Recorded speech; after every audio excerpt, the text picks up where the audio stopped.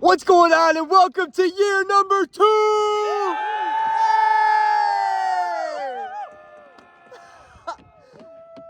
Let's go! We got a boatload to talk about in this newsletter, so buckle up and let's get after it. So when the school year ended, I went right home to sunny Arizona and took my parents to northern Arizona into the snow and basically slipped and fell on our butts all day long for 12 grueling hours. We were honestly lucky to make it alive. At one point, we contemplated calling a helicopter evac. I mean, it was bad. We started at 5:30 a.m. and we finished at 5:30 p.m. I had not accounted for the fact that there were snow bluffs. We had to go up and down over them, over what was normally a gradual trail. It was not paved. It was not marked. It was intense, and we will not be going hiking that time of year again. So, fair warning for anyone hiking Humphreys Peak. But, Mom and Dad, I'm sure you would agree with me that we are better for it. Then after that incredible all-day long hiking adventure with my 50-year-old parents, we went to Sioux Falls, South Dakota for one of our team members' weddings. Congratulations, Tyler and Hope Fergon. They got married in the Cathedral of St. Joseph in Sioux Falls, South Dakota. It was absolutely beautiful. There was a bat actually flying around when we were practicing the day before, and I grabbed Tyler's mom, Mrs. Fergon's scarf from her neck and whoosh, and actually smacked the bat to the ground. And then Mr. Fergon, of course, picks it up and chucks it outside. So that was a wild event. And then the reception was awesome. We danced the rest of the night. So congratulations. And as a team, let's be praying for the newlyweds as they embark on this great adventure of holy matrimony. So God bless you guys. And after Ty's wedding, it was time to go back up to Minnesota to live in the new house that SPO just purchased from a former religious community of priests that actually lived together called the Companions of Christ.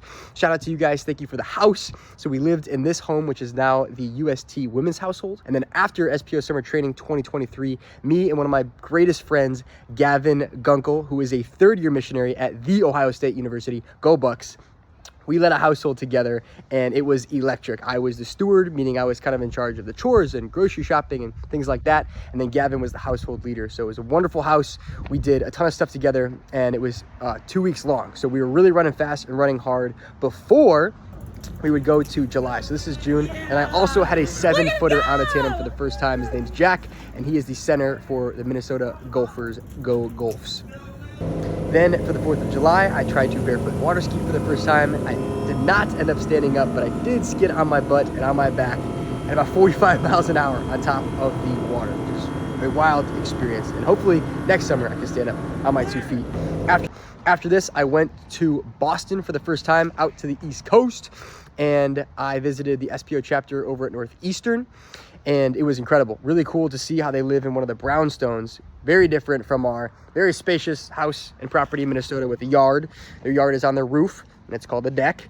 And it's very different from the living in the space that we have here in the Midwest. But alas, I was there to actually celebrate the perpetual vows of 2 brothers in the Brotherhood of Hope, Brother Austin and Brother Martin. I had the chance to honor Brother Martin, and we traveled together to Tijuana to serve on mission after I graduated from Arizona State University. So pray for those 2 brothers, because they are officially lifers, taking vows of poverty, chastity, and obedience. Congratulations, bros. And then to finish out the month of July, since I was already over on the East Coast, I went down to visit another one of our supporters, Diego, who works on the Hill.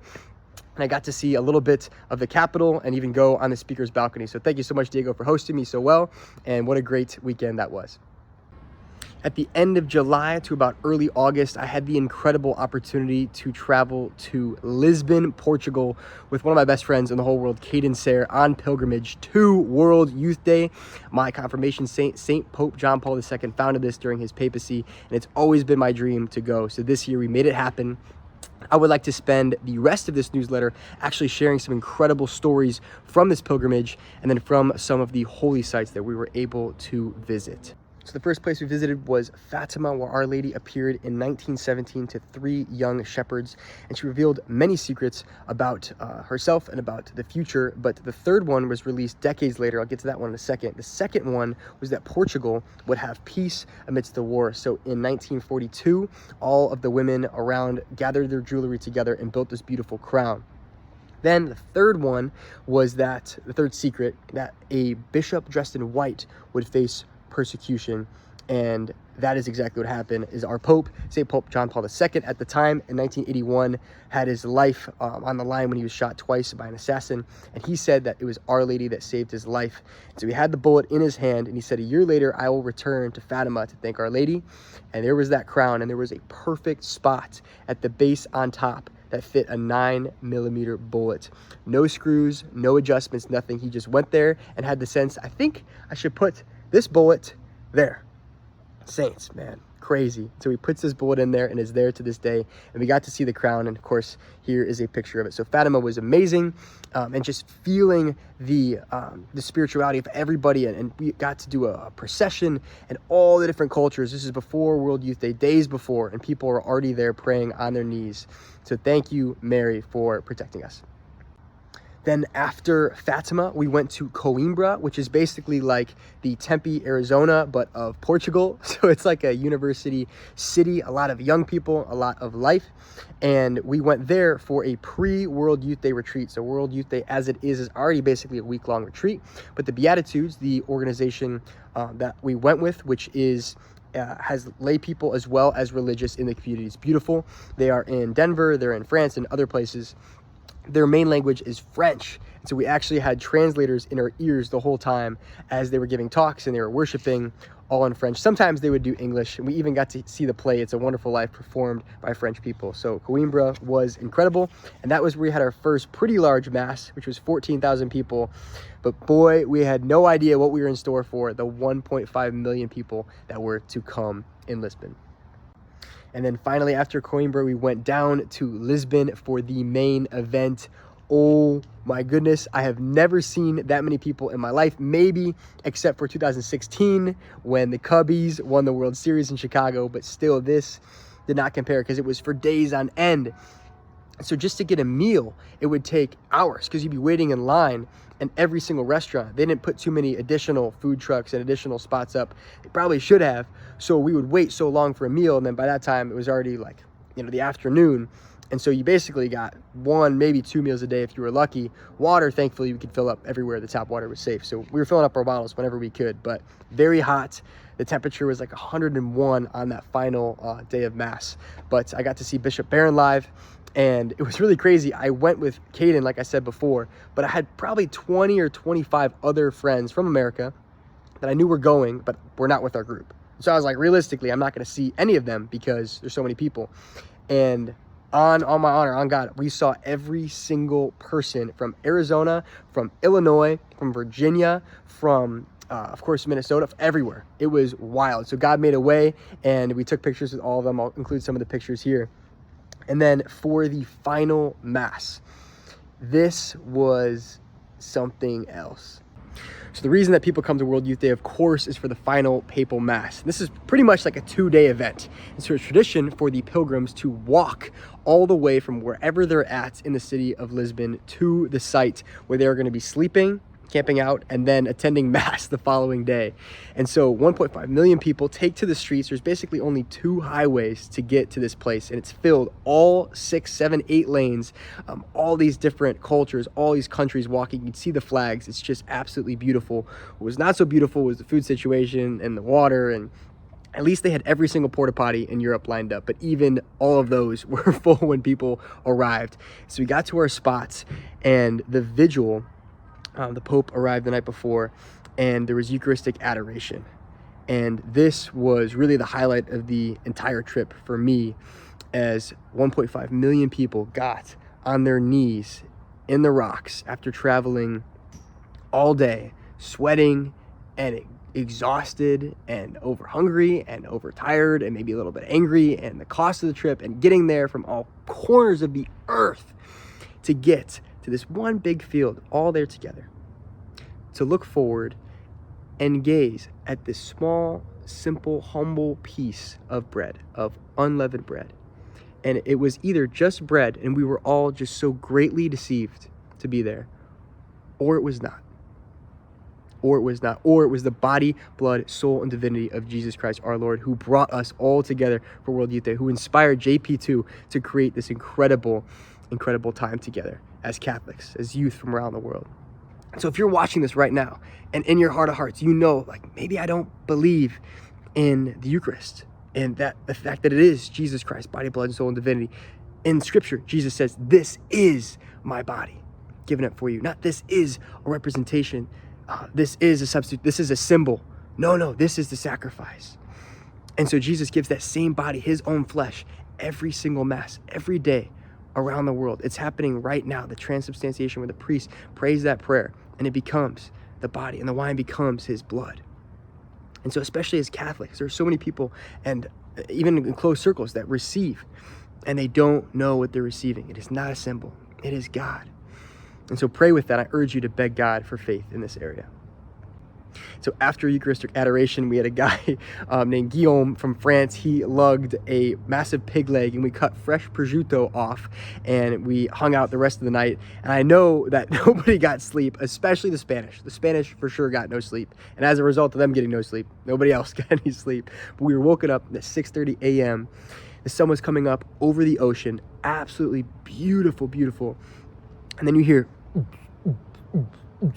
and a mile ahead on the altar where Mass is about to be held, there is a priest in a full collar DJing to wake up, basically being the alarm clock for half of Europe. It was awesome.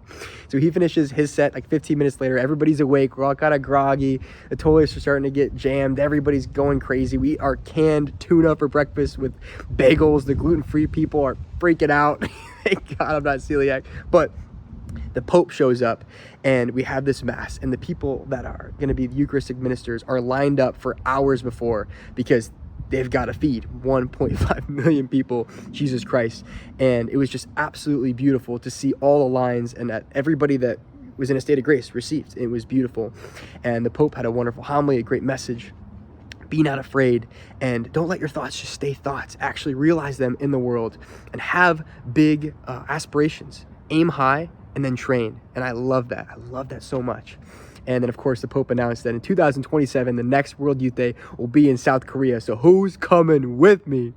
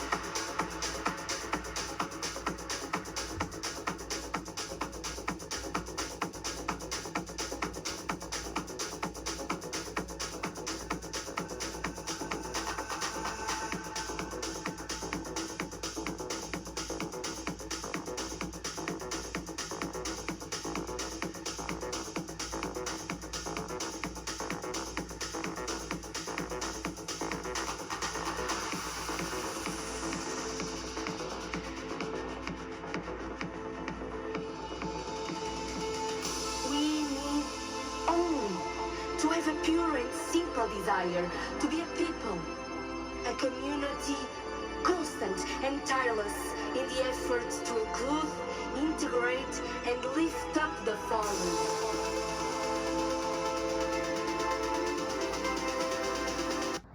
So that's pretty much a wrap for this newsletter. Again, the same format as last year, the first of every month. I'll be reviewing the previous month. I'm so excited to pray with you guys. Please pray for my prayer intentions when I bring them on these newsletters each month. And you know that I will be praying for yours.